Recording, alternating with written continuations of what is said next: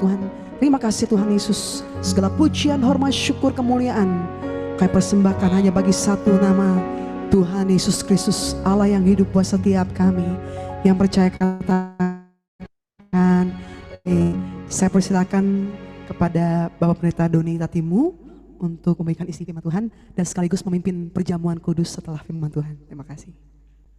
Baik, shalom semua, selamat malam, selamat berjumpa walaupun lewat Zoom. Terima kasih buat kesempatan yang diberikan. Ada banyak orang yang saya baru kenal lewat PD Raja Wali, terima kasih. Saya percaya bahwa Roh Kudus dalam kita membuat kita bersaudara. Ada saudara-saudara saya juga yang ikut bergabung. Terima kasih. Nah, mari saya ajak kita untuk melihat Filipi pasal 4, Filipi pasal 4 ayat yang ke-6. Filipi pasal 4 ayat yang ke-6. Filipi pasal 4 ayat yang ke-6, Alkitab berkata, janganlah hendaknya kamu khawatir tentang apapun juga. Tetapi nyatakanlah dalam segala hal keinginanmu kepada Allah dalam doa dan permohonan dengan ucapan syukur. Anda renungkan ayat ini baik-baik. Bagi Paulus sederhana, bahwa ada hubungan yang sangat erat antara kekhawatiran dan doa. Ada hubungan yang sangat erat antara kekhawatiran dan doa. Ketika kita khawatir, seringkali kita tidak mampu berdoa. Tetapi kalau Anda bisa berdoa, maka doa akan selalu mengusir kekhawatiran. Ketika kita berdoa, khawatir akan pergi. Dan ketika kita berhenti berdoa, maka khawatir akan selalu datang. Jadi ada hubungan yang sangat erat. Bagi Paulus, sederhana, kalau kita mau berdoa, maka kita akan bisa mengalahkan kekhawatiran dalam kehidupan kita. Tetapi kalau kita berhenti berdoa, maka kekhawatiran akan selalu mendominasi, menginvasi kehidupan kita untuk masuk dalam hati Anda dan saya. Hari ini saya mau bicara tentang hubungan antara kekhawatiran dan doa. Tetapi sebelum saya membahas lebih jauh tentang kekhawatiran dan doa, mari kita bahas cukup panjang tentang kekhawatiran itu sendiri. Apa itu khawatir? Nah, sebelum saya menjawabnya, saya ini termasuk pendeta yang mungkin sedikit berbeda dengan kebanyakan atau sebagian banyak rekan-rekan hamba Tuhan yang lain. Sebab saya pribadi percaya bahwa ketika Tuhan Yesus berkata jangan khawatir, maka yang dia maksudkan bukanlah kita tidak boleh sama sekali khawatir. Nah, saya sedikit berbeda sebab saya percaya bahwa ketika Tuhan Yesus berkata jangan khawatir, maka yang dia maksudkan bukan kita tidak boleh sama sekali khawatir. Kenapa saya menganggap hal itu benar? Sebab saya percaya bahwa Tuhan yang menciptakan manusia adalah Tuhan yang sama yang menciptakan emosi dalam hidup manusia. Dan kalau Tuhan menciptakan emosi dalam kehidupan Anda dan saya, maka saya percaya Tuhan tahu bahwa tidak peduli serohani apapun Anda, tidak peduli serohani apapun kita, maka ketika kita menerima telepon dari seseorang yang memberitahukan bahwa salah satu anggota keluarga yang kita cintai, salah satu anggota keluarga yang kita kasih mengalami sesuatu yang buruk, maka saya ini percaya bahwa pasti ada sebersit kekhawatiran dalam kehidupan Anda. Gak peduli Anda serohani apapun, pasti ada sebersit kekhawatiran dalam kehidupan kita. Artinya bagi saya, bahwa ketika dia berkata jangan khawatir, bukan berarti kita tidak boleh sama sekali khawatir. Tetapi yang dimaksudkan oleh Yesus ketika dia berkata jangan khawatir, menurut tafsiran saya, adalah kita tidak boleh tinggal dalam kekhawatiran. Itu yang saya percaya. Jadi ketika dia berkata jangan khawatir, bukan berarti kita tidak boleh khawatir. Tetapi yang dia maksudkan adalah jangan tinggal dalam kekhawatiran. Menurut saya kekhawatiran serupa seperti kemarahan. Saya tanya sama Anda boleh jawab di tempat masing-masing. Menurut Anda, Alkitab melarang kita marah atau memperbolehkan kita marah? Buat saya Alkitab tidak pernah melarang kita marah, sebab Tuhan Yesus pun pernah marah. Yang Alkitab larang sebenarnya, kalau kita lihat apa yang ditulis oleh Paulus, yang Alkitab larang adalah kita tinggal dalam kemarahan yang tak terselesaikan. Masih ingat Paulus berkata, janganlah engkau tetap menyimpan kemarahan sampai matahari terbenam, padamkanlah amarahmu sebelum matahari terbenam. Berarti yang dilarang oleh Alkitab bukan kita tidak boleh sama sekali marah. Tetapi yang dilarang oleh Alkitab adalah ketika kita membiarkan kemarahan tak terselesaikan. Sama dengan kekhawatiran. Menurut saya yang dilarang oleh Alkitab adalah bukan kita tidak boleh sama sekali khawatir. Tetapi yang dia larang adalah kita tidak boleh membiarkan kekhawatiran itu dibiarkan tak terselesaikan. Sama dengan kesedihan. Alkitab menurut saya tidak pernah melarang orang untuk sedih. Tetapi Alkitab melarang kita sebenarnya untuk tinggal di dalam kesedihan. Kenapa Alkitab melarang kita bukan untuk sedih tetapi tinggal dalam kesedihan? Sebab ketika kesedihan dibiarkan tak terselesaikan, maka kesedihan akan berubah menjadi trauma dalam hidup seseorang. Nah, yang berbahaya bagi jiwa kita bukan kesedihannya. Tetapi menurut saya yang berbahaya bagi jiwa kita justru adalah traumanya. Sama dengan kekhawatiran. Ketika kekhawatiran dibiarkan tak terselesaikan, maka kekhawatiran itu akan berubah menjadi emosi yang disebut ketakutan. Yang menjadi racun bagi jiwa kita bukan kesedihan, bukan kekhawatirannya, tetapi yang menjadi racun bagi jiwa kita sebenarnya adalah ketakutannya. Sama dengan kemarahan. Yang berbahaya bagi Anda dan saya bukan marahnya, sebab Yesus juga pernah marah.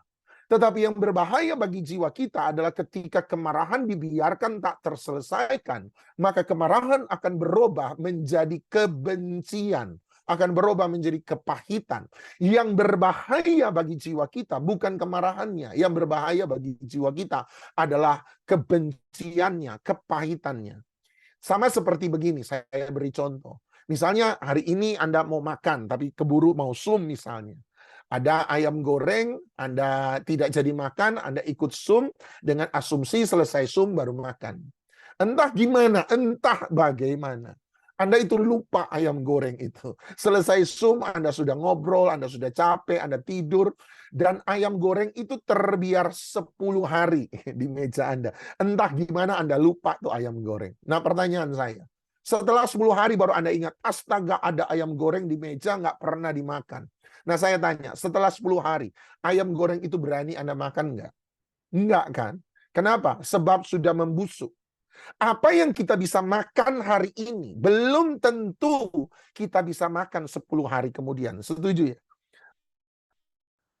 Sama, kekhawatiran dibiarkan tak terselesaikan, maka kekhawatiran membusuk dan berubah menjadi racun yang bernama ketakutan.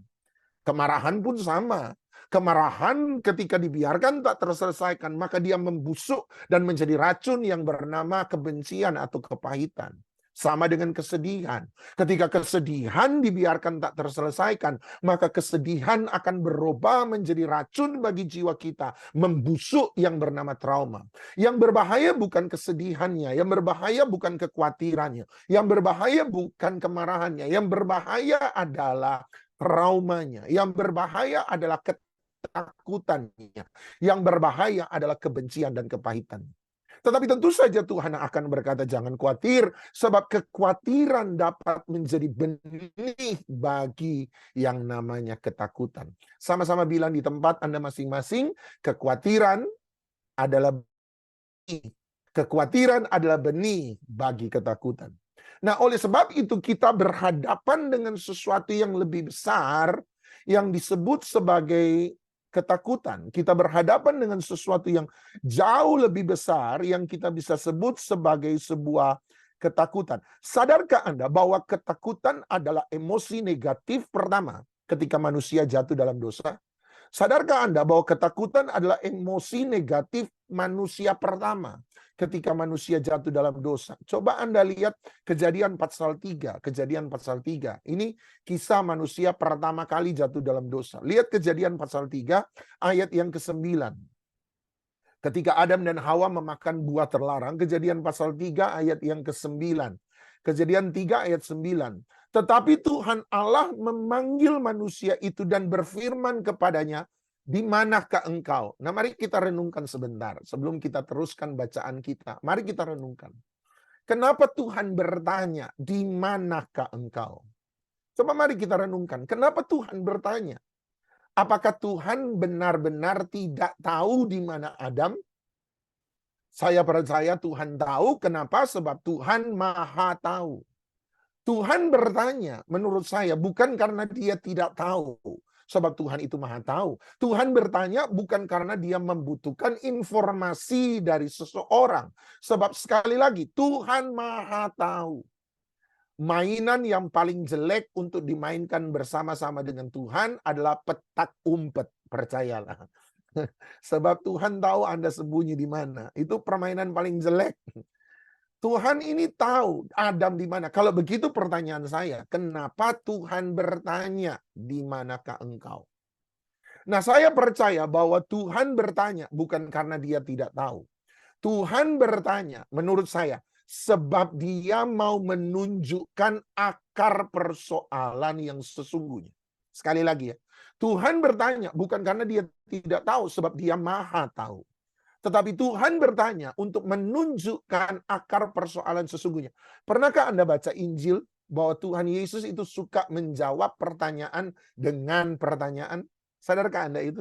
Satu kali datang orang muda yang kaya, bertanya pada Tuhan Yesus, "Guru yang baik, perbuatan baik apakah yang harus kulakukan untuk memperoleh hidup kekal?" Mau tahu jawaban Tuhan Yesus? Dia bilang apa? "Kenapa kamu sebut aku baik?"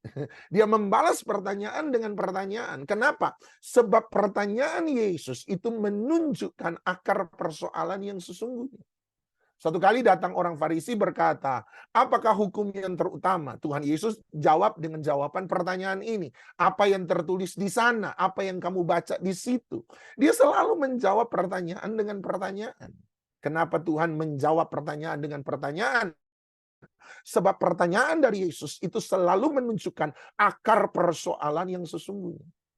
Jadi kembali Kejadian 3 ayat 9, ketika dia bertanya kepada Adam, "Di manakah engkau?"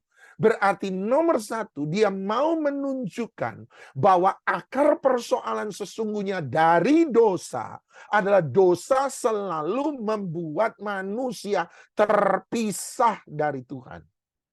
Ingat bahwa dosa nomor satu, akar persoalan dosa yang sesungguhnya terpisah dari Tuhan. Dan bukan Tuhan yang meninggalkan manusia. Sebab dia bertanya, "Di manakah engkau?"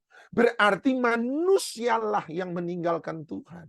Manusialah yang melepaskan tangan Tuhan. Bukan Tuhan yang melepaskan tangan manusia. Tapi manusialah yang melepaskan tangan Tuhan. Bukan Tuhan yang memilih menjauh dari manusia. Tetapi manusialah yang memilih menjauh dari Tuhan. Dosa membuat manusia bersembunyi dari Tuhan. Dan bukan Tuhan yang bersembunyi dari manusia. Itu akar persoalan yang sesungguhnya. Dosa membuat kita memisahkan diri. Bukan Tuhan yang memisahkan diri. Kita yang memisahkan diri dari Tuhan. Itu sebabnya dia bertanya, "Di manakah engkau?" Nomor dua, ketika dia bertanya, "Di manakah engkau?" menunjukkan kepada kita bahwa inisiatif pencarian selalu dimulai dari Tuhan. Dan bukan dari manusia. Inisiatif pencarian itu Tuhan yang memulai dan bukan manusia. Tuhanlah yang lebih dulu mencari manusia dan bukan manusia yang mencari Tuhan. Makanya ada istilah agama adalah usaha manusia menemukan Tuhan. Tetapi kekristenan berbicara tentang Tuhan yang berusaha mencari manusia. Kekristenan tidak bicara tentang manusia yang menemukan Tuhan. Manusia yang datang ke sorga untuk memohon pada Tuhan. Tetapi kekristenan bicara keselamatan sebagai tindakan Tuhan melangkah turun dari sorga untuk mencari setiap manusia yang terhilang. Inisiatif pencarian itu selalu dimulai dari Tuhan. Itu sebab mengenal satu hal tidak lain, yaitu kasih karunia. Sebab kasih karunia menunjukkan bahwa bukan manusia yang menemukan Tuhan, tapi Tuhanlah yang menemukan manusia. Bukan manusialah yang berusaha mencari Tuhan, tetapi sesungguhnya Tuhanlah yang meninggalkan sorga mencari Anda dan saya. Sama-sama bilang Merry Christmas, selamat hari Natal. Kita memperingati Natal sebab Natal berbicara tentang usaha Tuhan meninggalkan sorga untuk. Yang ketiga menurut saya ketika dia bertanya, "Adam, di manakah engkau?" menunjukkan bahwa dia mencari tanpa menghakimi. Ingat dia bertanya, "Di manakah engkau?" Bagi Tuhan tujuan utama, sasaran utama adalah menemukan Adam. Bukan untuk menghakimi Adam. Tuhan tidak pernah berkata pada Adam, Adam apa yang engkau perbuat? Bukan itu yang dia tanyakan.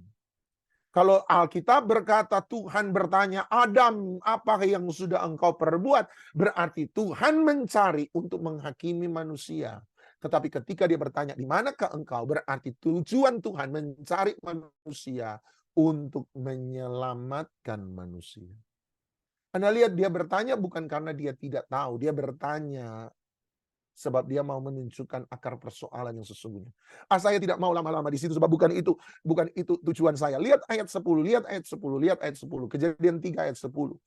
Adam menjawab, ketika aku mendengar bahwa engkau ada dalam taman ini, perhatikan. Aku menjadi takut karena aku telanjang, sebab itu aku bersembunyi. Sebentar. Dia berkata, ketika aku mendengar bahwa engkau ada dalam taman ini, aku menjadi takut karena aku telanjang. Bapak Ibu, mohon pemikiran yang sudah disucikan. Sucikan dulu pemikiran Anda. Saya mau bertanya pada Anda, kalau saya telanjang di depan Anda, maka emosi mana yang sebenarnya muncul? Saya malu karena saya telanjang atau saya takut karena saya telanjang? Mana yang lebih tepat? Saya malu sebab saya telanjang atau saya takut sebab saya telanjang? Mana yang lebih benar? Saya malu dong. Emosi yang muncul ketika seseorang telanjang di depan orang lain adalah rasa malu. Saya malu sebab saya telanjang. Tetapi ayat 10, Adam tidak berkata saya malu. Tapi Adam berkata, saya takut. Itu sebabnya saya berkata kepada Anda bahwa ketakutan adalah emosi negatif pertama yang muncul ketika manusia jatuh dalam dosa. Dan kalau ini benar, maka induk emosi negatif yang melahirkan semua kejahatan di muka bumi sebenarnya berasal dari hal ini. Apa itu? Ketakutan. Ketakutan adalah induk emosi negatif yang melahirkan kejahatan-kejahatan di muka bumi. Bahkan saya percaya Yesaya 60 ayat 2. Yesaya 60 ayat 2. Nanti kami akan buat persekutuan kami ada Lighthouse akan buat tema dan saya ambil ini tema ini. Bangkitlah menjadi teranglah sebab dia berkata begini, terangmu sudah datang sebab sesungguhnya kegelapan menutupi bumi, kekelaman menutupi bangsa-bangsa.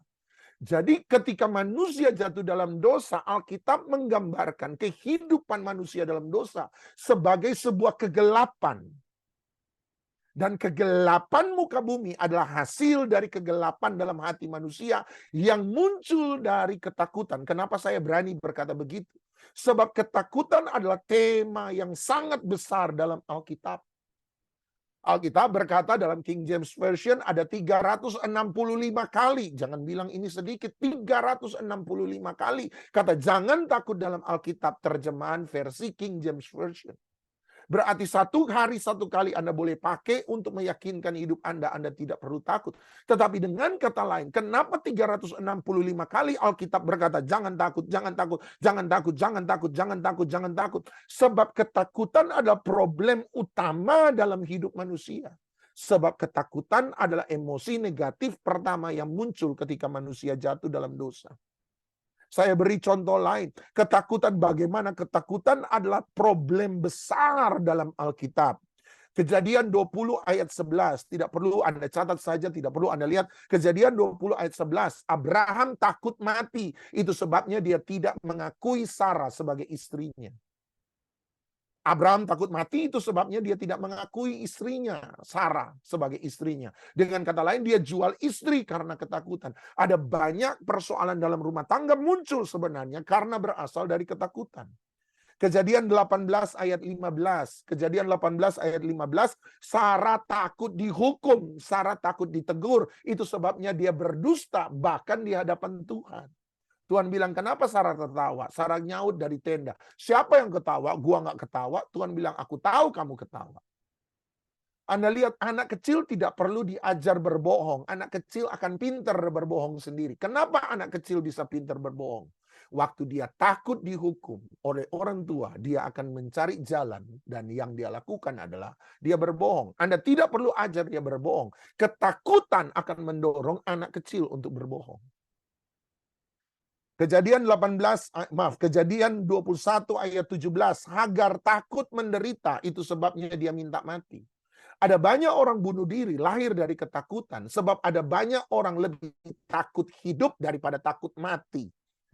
Ada orang lebih banyak takut hidup daripada takut mati. Takut pada penderitaan hidup daripada takut pada penderitaan kekal setelah kematian.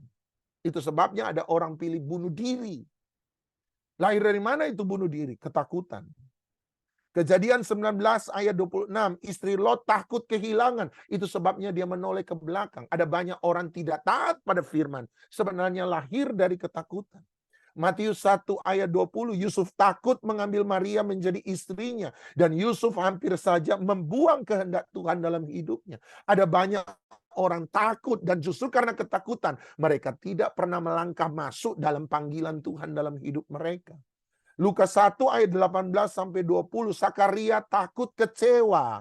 Itu sebabnya dia tidak lagi percaya dan berharap pada Tuhan. Ketakutan adalah problem besar dalam Alkitab. Jangan pikir ini main-main. Dan ketakutan adalah problem besar dalam kehidupan manusia. Takut masa depan. Orang yang takut masa depan, dia khawatir, dia depresi, dia stres, dia bunuh diri. Obsesif kompulsif. Itu lahir dari takut akan masa depan. Orang yang takut miskin, dia mencuri, dia merampok, dia korupsi, bahkan menjual dirinya sendiri dalam pelacuran. Orang yang takut resiko, mengambil resiko, NATO, no action, talk only, cuma bicara, nggak pernah bertindak. Pasif dan selalu hidup dalam kegagalan. Orang yang takut ditolak, attention seeker, selalu mencari perhatian orang lain. Dia pakai baju seksi supaya diperhatikan orang lain. Dia buat yang aneh-aneh supaya diperhatikan oleh orang lain. Gaya hidup pamer, semua lahir dari takut ditolak. Takut tidak dicintai, seks bebas, pergaulan bebas, melakukan banyak hal bersama-sama dengan komunitas. Sebab dia takut tidak dicintai, takut tidak diterima. Takut kehilangan. Apabila Anda ada di atas, Anda orang kaya, Anda jadi tirani, Anda akan mendominasi orang lain. Kalau Anda ada di bawah, Anda akan jadi penjilat, Anda akan menyuap, Anda akan menyogok orang lain. Problem kehidupan manusia banyak berasal dari ketakutan. Itu sebabnya dia berkata jangan khawatir, sebab kekhawatiran dapat membawa seseorang kepada problem yang paling besar, yaitu ketakutan. Nah, hari ini saya kemudian mencoba menjelaskan kalau begitu, apa itu ketakutan? Nah, kalau kita sudah tahu bahwa ketakutan ini problem besar, pertanyaannya apa itu takut? Anda bilang takut berarti tidak berani. Oke, kalau begitu berani itu apa? Berani tidak takut, Pak. Sama aja bohong, muter-muter. Takut tidak berani, berani berarti tidak takut. Kan itu bohong namanya, muter-muter. Tapi apa arti dan makna ketakutan yang sesungguhnya? Mari saya bawa Anda pada kisah Natal. Kenapa saya bawa pada kisah Natal? Sebab kalau emosi negatif manusia pertama adalah ketakutan, ketika manusia jatuh dalam dosa, maka yang muncul adalah ketakutan. Berarti kalau Yesus datang untuk menyelamatkan manusia dari dosa, maka berarti hal pertama yang harus diselesaikan oleh Yesus adalah problem ketakutan. Betul dong? Kalau manusia jatuh dalam dosa, hasil dari jatuh dalam dosa muncul ketakutan. Berarti kalau Yesus penyelamat manusia, menyelesaikan problem manusia yang bernama dosa, maka nomor satu, sebelum dia menyelesaikan dosa, dia harus menyelesaikan yang namanya ketakutan. Dan berita gembiranya adalah karena kita ada pada suasana Natal, coba Anda renungkan bahwa kisah Natal, pesan utama, salah satu pesan utama dari kisah Natal adalah jangan takut. Mari kita lihat 3 peristiwa di mana malaikat datang pada 3 pribadi yang berbeda dan berkata hal yang sama. Jangan takut. Dan mari kita belajar dari 3 ayat ini tentang makna ketakutan. Lihat Lukas 1 ayat 13. Lukas 1 ayat 13. Ada 3 ayat, mari kita perhatikan. Yang di mana malaikat berkata jangan takut. Lukas 1 ayat 13. Ayat pertama. Tetapi malaikat itu berkata kepadanya, jangan takut hai Sakaria, Sebab doamu telah dikabulkan dan Elisabet istrimu akan melahirkan seorang anak laki-laki bagimu. Dan haruslah engkau menamai dia Yohanes. Itu berita yang pertama. Lihat berita yang kedua, Lukas 1 ayat 30. Lukas pasal 1 ayat yang ke-30. Kali ini dia datang kepada Maria, kata malaikat itu kepadanya, jangan takut hai Maria, sebab engkau beroleh kasih karunia di hadapan Allah. Oke. Sekarang berita ketiga tentang jangan takut dalam kisah Natal, Lukas 2 ayat 10. Lukas 2 ayat 10, malaikat kepada para gembala. Lukas 2 ayat 10, lalu kata malaikat itu kepada mereka, jangan takut, sebab sesungguhnya aku memberitakan kepadamu kesukaan besar untuk seluruh bangsa. Nah, kita sudah baca 3 ayat tadi. Lukas 1 ayat 13, Lukas 1 ayat 30, Lukas 2 ayat 10. Berita tentang jangan takut. Tapi tolong perhatikan, tidak banyak pendeta mungkin suruh Anda berpikir, tapi mari sekarang kita berpikir. Tolong perhatikan 3 ayat tadi. 3 ayat tadi. Lukas 1 ayat 13, Lukas 1 ayat 30, Lukas 2 ayat 10. Selain kata jangan takut, kata apa lagi yang sama yang muncul pada 3 ayat itu? Coba Anda periksa 3 ayat tadi. Lukas 1 ayat 13, Lukas 1 ayat 30, Lukas 2 ayat 10. Selain kata jangan takut, itu muncul pada 3 ayat tadi. Ada kata apa lagi yang muncul pada 3 ayat tersebut? Ada kata apa yang muncul pada 3 ayat yang sama tersebut? Lukas 1 ayat 13, Lukas 1 ayat 10, Lukas 2 ayat 10. Lukas 1 ayat 13, Lukas 1 ayat 30, dan Lukas 2 ayat 10. Selain kata jangan takut, ada kata apa yang muncul pada 3 ayat tersebut? Pendeta kan tidak pernah suruh Anda mikir. Nah, kali ini ada pendeta suruh Anda mikir. Ada kata apa di situ yang muncul? Nah, kalau Anda perhatikan baik-baik, sudah ada yang bisa terima, sudah ada yang bisa jawab, sudah ada yang kira-kira, oh kata ini. Saya tidak tahu jawabannya Anda temukan atau tidak. Saya kasih langsung jawabannya supaya kita tidak terlalu lama berkutat di situ. Sudah? Anda dapat? Oke. Kalau sudah, Anda simpan jawabannya dan lihat kalau jawabannya sama dengan jawaban saya. Kata yang sama yang muncul pada 3 ayat tersebut selain kata jangan takut adalah kata sebab. Jangan takut, hai Zakaria, sebab doamu telah dijawab oleh Tuhan. Jangan takut hai Maria, sebab engkau telah beroleh kasih karunia di hadapan Allah. Jangan takut sebab sesungguhnya aku memberitakan kepadamu kesukaan besar. Jadi Anda lihat selain kata jangan takut, kata yang sama yang muncul hampir di setiap kata jangan takut di Alkitab. Tidak semua, tetapi hampir semua kata jangan takut di Alkitab selalu diikuti dengan kata sebab. Anda boleh periksa.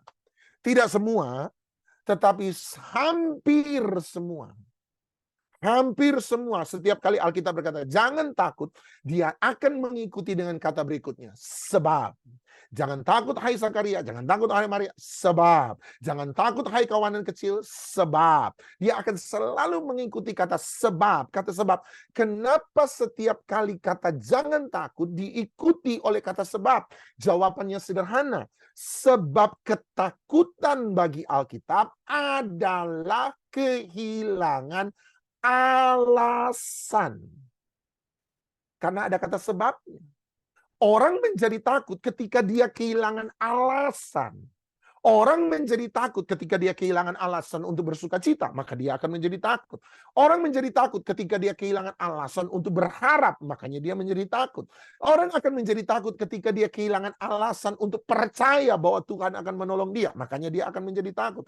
Orang akan menjadi takut ketika dia tidak lagi punya alasan untuk mengucap syukur, dia akan menjadi takut. Setiap kali kita kehilangan alasan, kita tidak punya jawaban, kita akan menjadi takut. Kita tidak melihat jawaban, kita akan menjadi takut. Kita tidak melihat harapan, kita akan menjadi takut. Kita tidak bisa percaya, kita akan menjadi takut. Setiap kali kita kehilangan alasan untuk percaya, alasan untuk berharap, alasan untuk bersuka cita, alasan untuk punya damai sejahtera, alasan untuk mengucap syukur, maka kita akan selalu takut.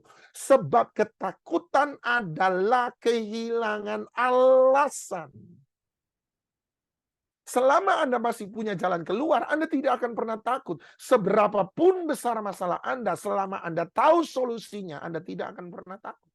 Tetapi tidak peduli sekecil apapun masalah, kalau Anda tidak punya cara untuk menyelesaikan, Anda tidak punya jalan keluar, Anda akan menjadi takut. Kenapa? Sebab Anda kehilangan alasan.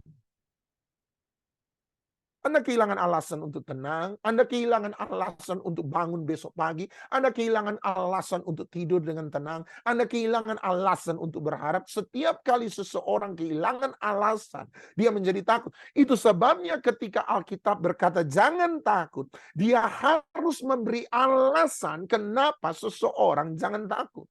Jangan takut sebab ada kasih karunia Tuhan. Jangan takut sebab doamu dijawab oleh Tuhan. Jangan takut sebab Tuhan bekerja bagi engkau. Tuhan berperang karena engkau. Jangan takut sebab hari ini ada kesukaan yang besar. Dia harus memberi alasan.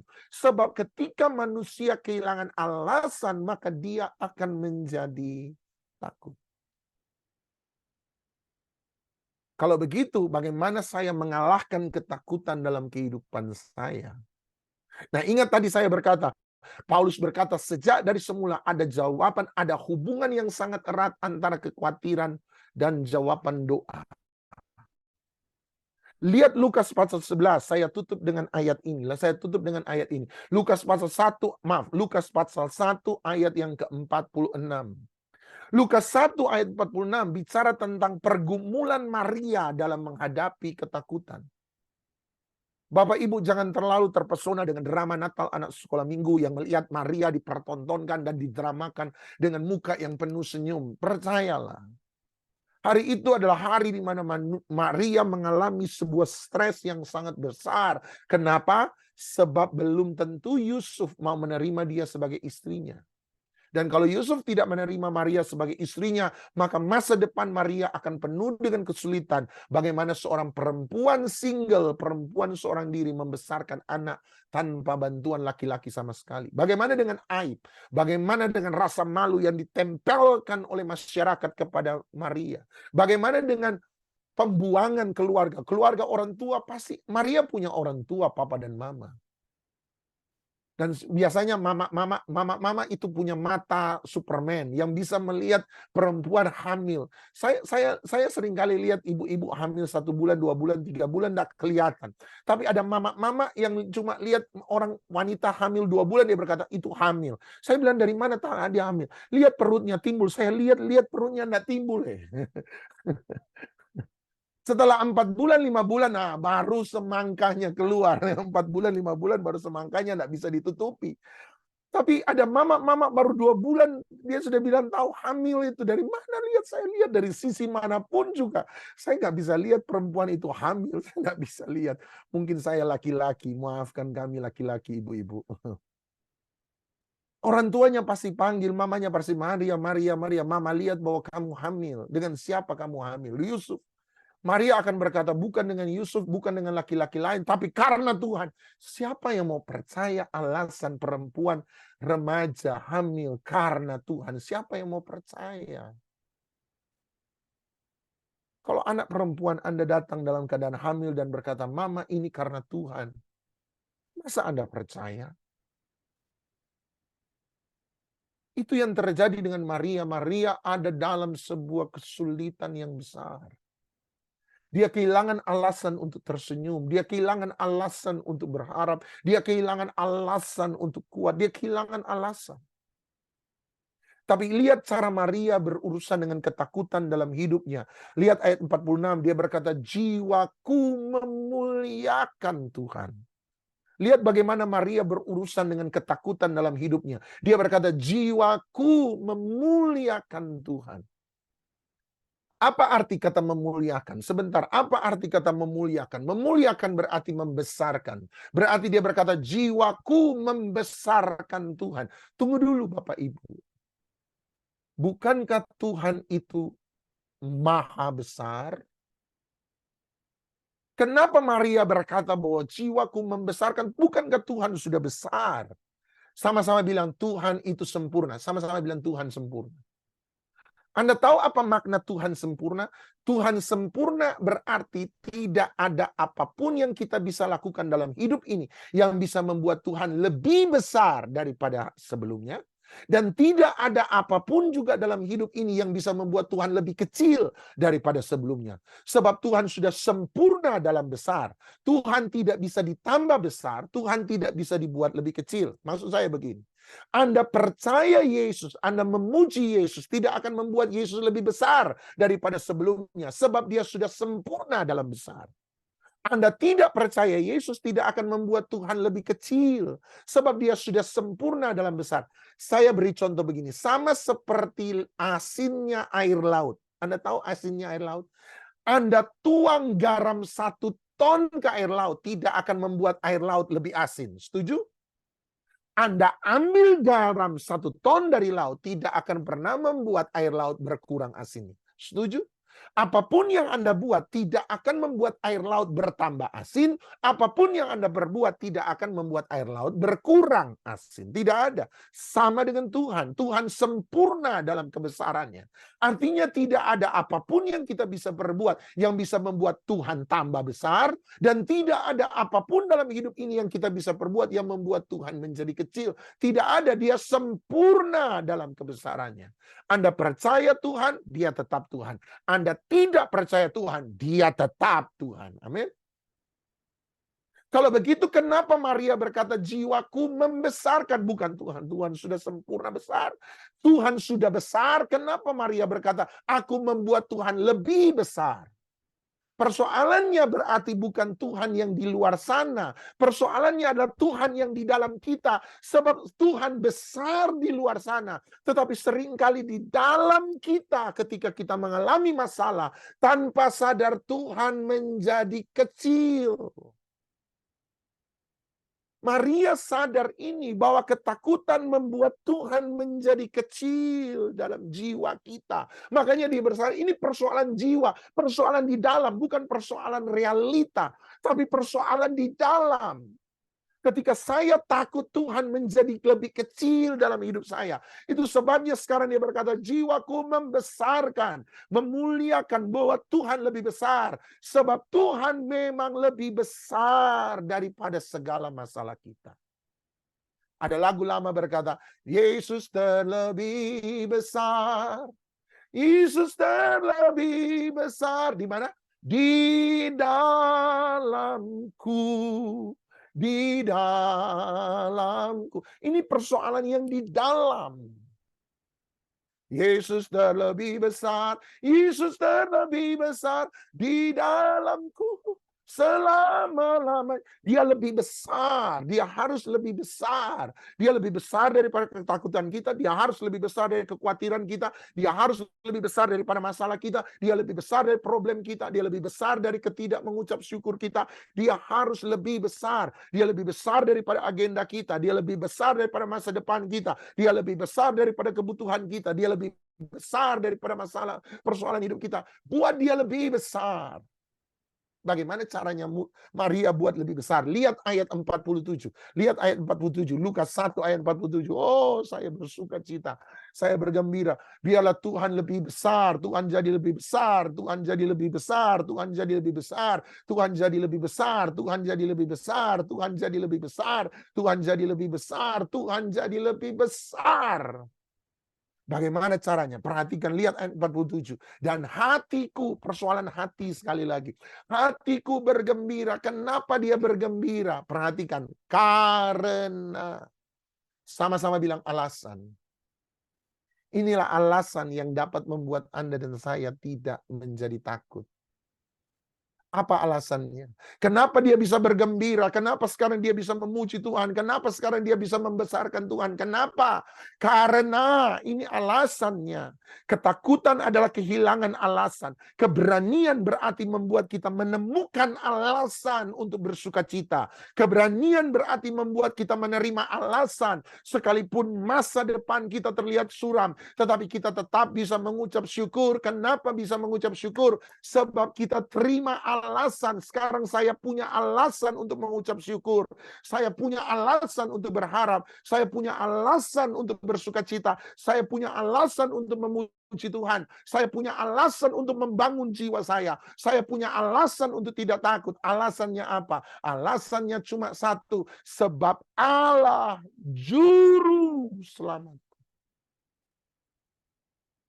Sebab Allah, satu hal alasannya, sebab Tuhan penyelamat kita.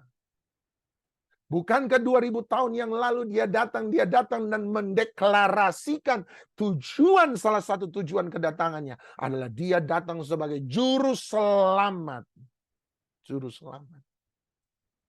Dan sejak 2000 tahun yang lalu, yang sakit dia sembuhkan, yang mati dia bangkitkan, yang hancur dia pulihkan, yang rusak dia perbaiki. Sampai sekarang 2000 tahun kemudian, dia tetap Tuhan yang ada dalam bisnis untuk menyelamatkan setiap orang yang berseru kepadanya. Saya bisa bersuka cita bukan karena masalah saya selesai. Saya bisa bersuka cita sebab saya tahu Tuhan juru selamat. Itu sebabnya Paulus berkata, jangan khawatir sebab ada Tuhan juru selamat. Doamu dijawab oleh Tuhan. Doamu didengar oleh Tuhan. Doamu didengar oleh Tuhan. Doamu didengar oleh Tuhan. Doamu dijawab oleh Tuhan. Doamu dijawab oleh Tuhan. Doamu dijawab oleh Tuhan. Jangan khawatir. Sebab dia juru selamat kita. Hari ini, apapun persoalan kita, bukankah Yesus lebih besar daripada semua masalah kita? Tidak mudah, tapi Anda harus bangun tiap pagi dengan satu keyakinan. Saya masih punya alasan untuk mengucap syukur. Masalah sudah selesai? Belum. Tantangan sudah selesai? Belum. Kalau begitu mengapa engkau mengucap syukur? Sebab saya masih punya Tuhan. Dan selama saya masih punya Tuhan, saya masih punya juru selamat. Yesus, juru selamat.